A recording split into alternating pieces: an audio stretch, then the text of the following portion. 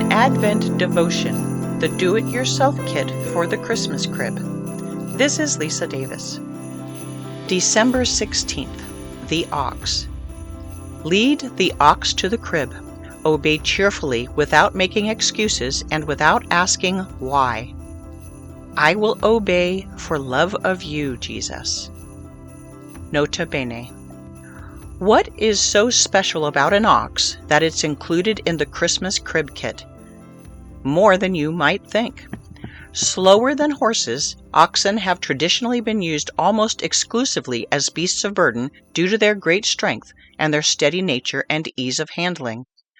Oxen were employed for a millennium before horses were used on farms because their necks and shoulders were shaped in a way that a yoke could be fit onto them, enabling them to pull heavy loads as a team.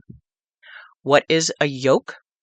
It's the wooden bar or frame that joins two draft animals, such as oxen, together. Almost always used in teams, 2 oxen would pull a plow, and up to 8 might be used to pull a very heavy load. From this original meaning of yoke sprang the secondary definition, the one we're interested in today. Figuratively, a yoke can also mean something that connects 2 things or people, usually in a way that limits freedom. For instance, you might have heard the phrase, the yoke of marriage, which implies the yoke of a family, the yoke of a job. Even a child has a yoke, that of obedience to his parents and other superiors.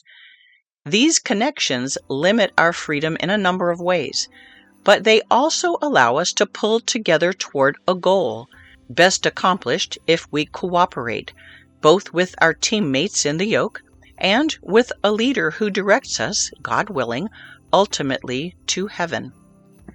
In the case of marriage, imagine how much plowing would not get done if one of a pair of oxen decided to kick up its heels and go its own way. In the case of families or schoolrooms, think of this.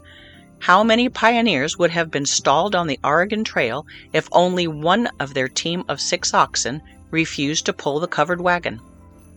How much better for everyone it is when we settle in and follow the lead of the teamster in charge, whether it's our parents, our teachers, our employers, or other lawful authority, who follow the lead of the wagon master over us all, our Lord, of course, who explains to us that our yokes can be, like the wood of the cross, a burden of love. He tells us in Matthew chapter 11, verses 28 to 30, "Come to me, all you that labor and are burdened, and I will refresh you. Take up my yoke upon you and learn of me, because I am meek and humble of heart, and you shall find rest to your souls, for my yoke is sweet and my burden light." Jesus, meek and humble of heart, make our hearts like unto thine.